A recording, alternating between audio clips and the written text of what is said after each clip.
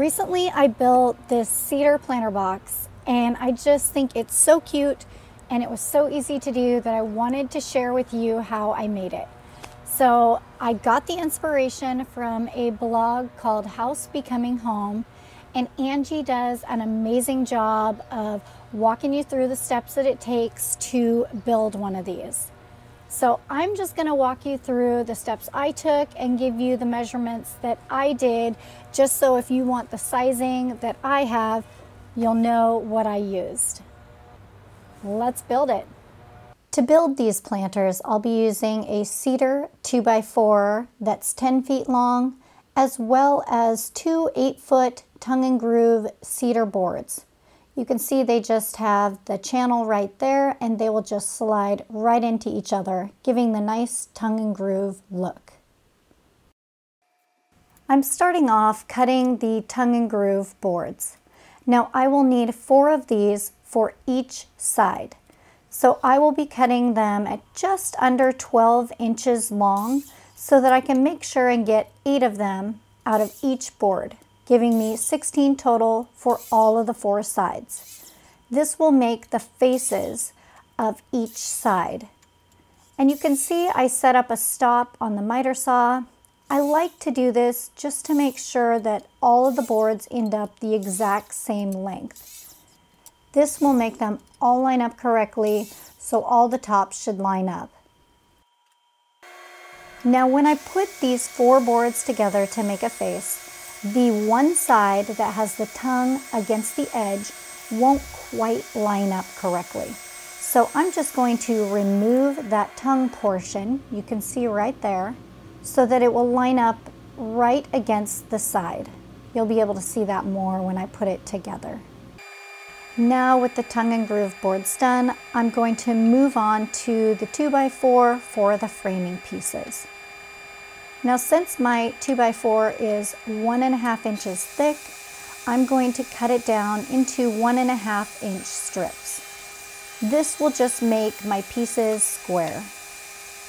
And this will make up my sides as well as the bottom piece that all of the tongue and groove boards will sit against. Here I am just cutting down the boards. I will need 4 boards at 12 inches long that will go against the bottom of the tongue and groove boards. And I will need 4 boards at 15.5 inches long that will make up the legs that it will stand on.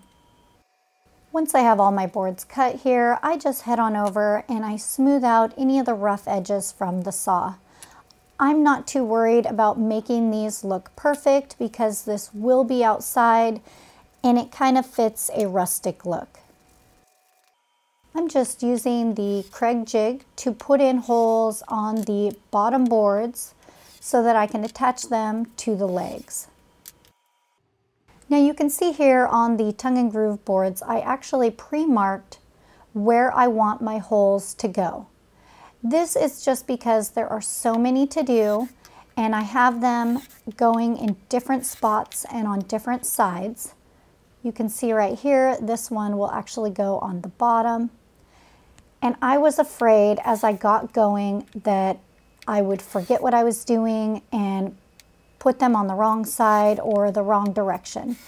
So I just pre-marked so that there would be no confusion while I was doing the drilling. And here are my pieces, my legs, the bottom supports that will go just underneath the tongue and groove boards. And here are all the tongue and groove boards, which will just slide together nicely, as well as the 4 boards that I cut off the tongue to make it line up with the edge. And now on to the assembly. I clamped down a 2x4 so that I could push all the boards up against it there.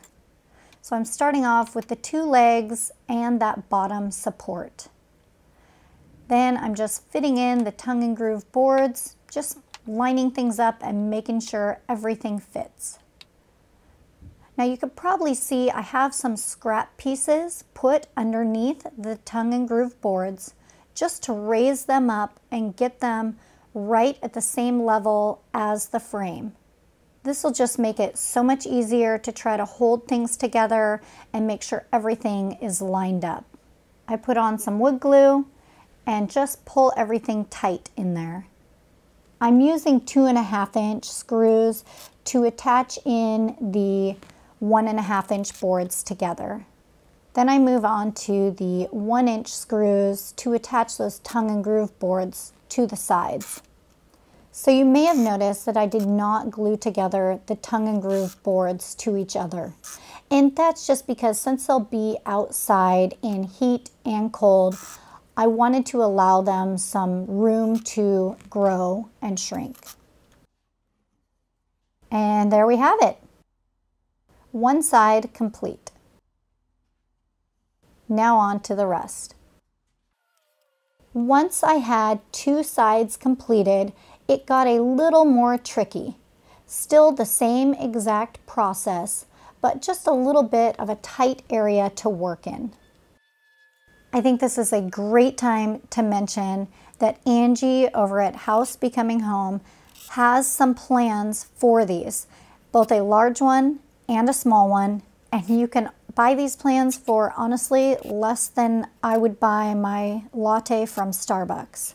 So well worth your money if you want to check those out and you want actual plans to work from. Now the trickiest part of this beast was doing that last side, just because I had to really work to get my drill in there. And you'll see me here in a moment. I actually had to go and switch out the bit because I couldn't even fit my drill in there. Now, if you like this video, please don't forget to subscribe because I have a lot more fun things coming up. And if you have anything that you would really like to see me build, please make sure to comment below so that I know what it is you guys are really hoping to see. And I'm done. Here it is, the whole frame completed. Now it is a little wobbly without the top on. For the top of my planter box, I'll be using 2x4. And I'm just cutting them down here. Next, I run over to the bandsaw and I'm just cutting them in half. Lastly, I'm just going to run them through the planer just to make sure that they are the same thickness and get rid of the marks left by the bandsaw. Now, you do not need to go to this length. You can always just use a cedar fence board for the tops. Those will be about 3/4 of an inch thick, and you just might need to cut down the width. Once I have those cut, I just come over to my cedar planter box and just kind of look at it and cut a few times just to get that cut exactly where I want it to be and make sure that it will look right for all the sides. Then I cut them all and just sand down the rough edges. Lastly, I just need to glue and nail them in place. So I preset mine up just so I made sure that I had even spacing on all sides and that it would all line up square. And as I put this together, I'm just kind of checking it as I go just to make sure that it's staying lined up. So just to point out a few things on that top board. The outside width here is 17.5 inches long from point to point there with 45s cut. That way I can get it to line up together like a picture frame. Now my width is 3.5 inches and the thickness is 3/4 of an inch. So at this point, I could be done with the outside of the planter box. It looks really good. But I'm going to move on and put on the details on the outside that I feel just really make it stand out and set apart from the rest.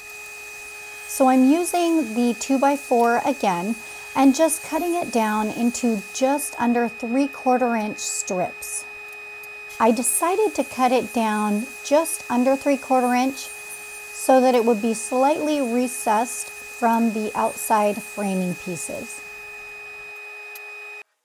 I'm just using the miter saw here, and I'll be cutting 45s and just regular straight cuts to cut all the boards just to give it some style. I started off with the X pattern on all 4 sides. So I cut one, and then with the second one, I just had to fit it in so that it would line up correct. Once I got that all set, I just applied some wood glue and then nailed in those boards with 1-inch brad nails.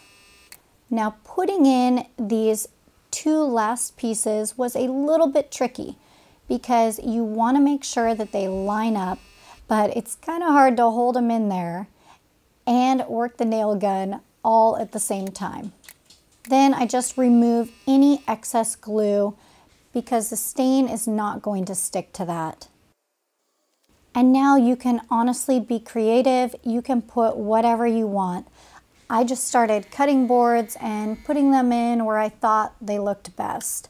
And I just made sure to copy that pattern on all 4 sides, and I tried to keep it symmetrical in that piece.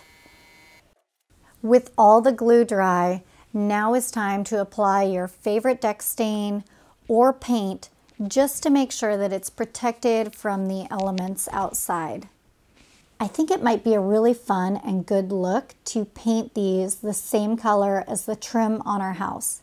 But for right now, I'm just going to get them stained up, and maybe down the road in a year or 2, I'll paint them.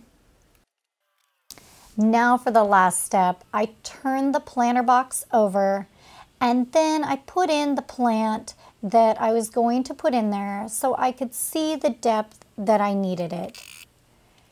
Then I cut some scrap 2x4s and put in some pocket holes. This allowed me to just attach it to the sides, and I used that level just to make sure that everything stayed lined up and would fit nice and straight in there. I also did not apply glue to these, just in case at a later date, if I have a different size pot to put in here, I can always move this. This was such a cute and fun build. I mean, look at how adorable these are. They are going to totally transform a deck, patio, or front porch. So if you have time this weekend, go out and get your supplies and build yourself one of these with some really fun spring flowers in there and start getting those spring vibes going. Thank you so much for watching, and I can't wait to see you guys on the next build. Now, I'm sure Dancing with the Stars is going to be coming after my daughter and me for our pretty slick dance moves here.